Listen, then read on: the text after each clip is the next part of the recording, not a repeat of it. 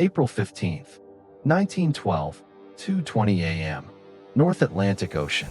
You helped create the Unsinkable ship. And tonight, you stand on the deck, watching it die. Not in a movie, not in a book, but with your own eyes. The same eyes that read every blueprint, that touched every steel plate and told yourself, perfect, nothing can break this. You were wrong. And more than 1,500 people are paying for that mistake right now. 1907, you were still young. Your ambition was greater than your age. And Harland and Wolff, the largest shipyard in the world in Belfast, was where you believed you would leave your mark in history. You were right, just not in the way you thought. Bruce Ismay, chairman of White Star Line, had just sat down with Lord Peary, the owner of the shipyard where you worked, and they had a problem. Cunard Line had just launched Lusitania and Mauritania. Faster, stronger, taking away all the first-class passengers on the North Atlantic route. Ismay did not want to compete on speed. He wanted something bigger, more luxurious, and more untouchable. 3 ships, Olympic class, each nearly 270 meters long, over 46,000 tons. Not just transportation, but floating cities. And you, one of the youngest engineers in the yard, were assigned to the design team. You remember the nights staying up until 3 a.m. Thomas Andrews, the head of design, was always there beside you. He questioned every detail, doubted every number, redid everything from the beginning if it wasn't perfect. From him, you learned many things. But there was one thing you did not learn: humility before your own limits. March 31st, 1909. The first hammers struck Titanic's skeleton at slipway number 3. The sound of steel against steel echoed across the harbor like war drums. Over 3,000 workers, millions of rivets, each steel plate cut, bent, and fixed together according to the drawings you had spent countless sleepless nights completing. 2 years. 2 years for the dream on paper to become steel.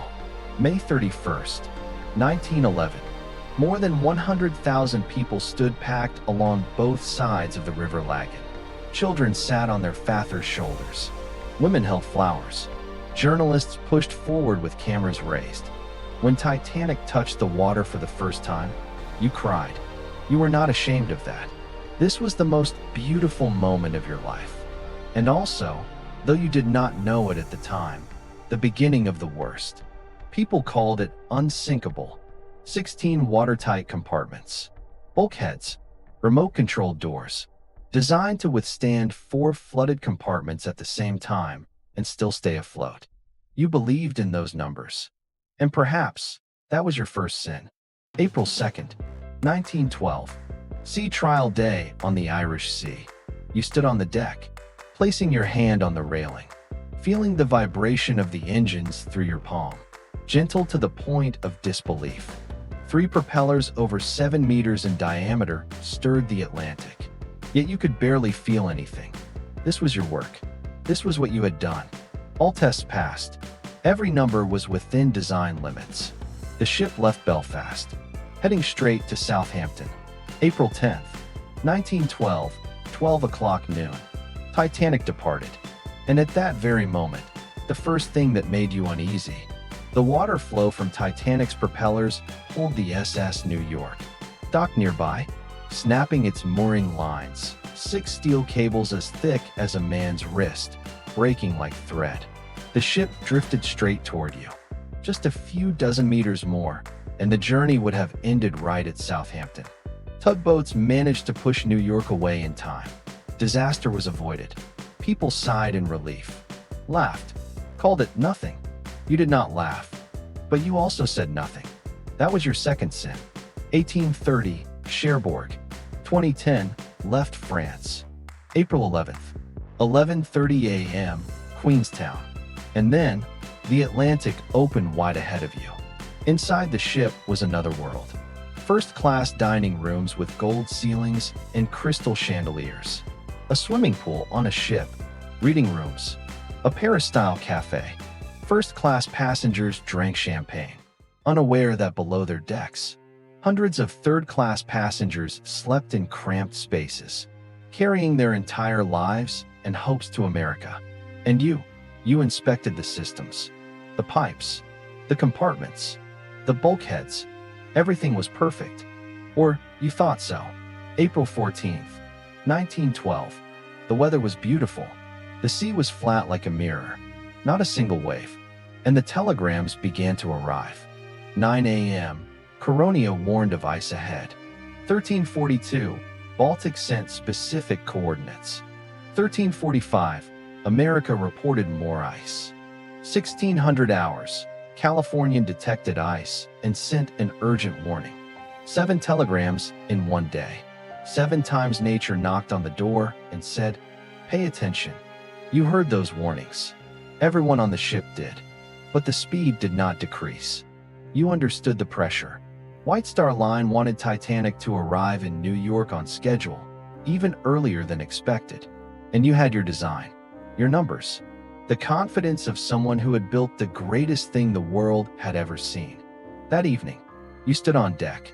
The sky was clear. No moon. Millions of stars. The temperature dropped rapidly, nearly -2 degrees Celsius. A passenger stood beside you, leaning on the railing, and asked, "Have you ever seen a night this beautiful?" You smiled. Never. You did not know that it would be the last night many of them would ever see the sky. 2340. You were in your cabin when you felt it. Not an explosion, not a violent impact, just a tremor. Slight, like someone brushing a finger across a table. But you are an engineer. You know the ship plate by plate. And you know, that vibration was wrong. The wheel turned hard. Engines reversed. But a 46,000-ton ship does not stop like a bicycle. The iceberg scraped along the starboard side of Titanic. Not a direct collision. Worse. It tore a gash nearly 90 meters long below the waterline, breaching the first 5 watertight compartments. You ran down below deck. You looked at it, and you understood immediately. Your design could withstand 4 flooded compartments. 5 compartments, the ship would sink. It was unavoidable, only a matter of time. And time was very limited. You found Thomas Andrews. He stood in the design room, bent over blueprints. His face was pale. You didn't need to ask. You could read the answer in his eyes. About an hour and a half, maybe 2 hours. Then, over. Unsinkable. That word suddenly tasted bitter like salt. 005. Order to prepare lifeboats. And here, pause for a second. Titanic carried 20 lifeboats. Maximum capacity, 1,178 people. There were 2,224 people on board. Have you done the math? Even if all boats were filled, over 1,000 would still be left. And you knew that when you designed it. Regulations at the time required lifeboats based on tonnage, not passenger count. You followed the rules, even exceeded them. But tonight, rules save no one. 025. Women and children first. Voices shouted across the deck. But many didn't understand what was happening. They refused to board. This ship is safer than any small boat, a woman told you, then walked away. The first lifeboat lowered. Only 28 people. Capacity 65. Operators Jack Phillips and Harold Bride kept sending distress signals. Carpathia received them, 93 kilometers away. Nearly 2 hours to arrive. You didn't have 2 hours. You feel it through your feet. Water is moving from one compartment to the next. This is what you designed to prevent. But the bulkheads weren't high enough. Water spills over the top, like a box filling past its edge. You built strong walls, but you forgot the ceiling. They kept playing. You don't know if it was courage or helplessness, but the music held the last piece of order. And this, you will never forgive yourself. While first-class passengers walked straight to lifeboats, many third-class passengers were trapped below, lost, no guidance. You built the ship like society itself. And that night, class decided who lived. 1:30, bow submerged. 1:45, steel groans. 2:05, last lifeboat leaves. Over 1,500 remain. 2:17. Lights flicker, then darkness. Then, the sound you will carry forever. 2:18. Titanic breaks in half. The bow sinks. The stern rises, pauses, then disappears. 2:20 a.m. Titanic is gone. You don't remember how you got onto a lifeboat.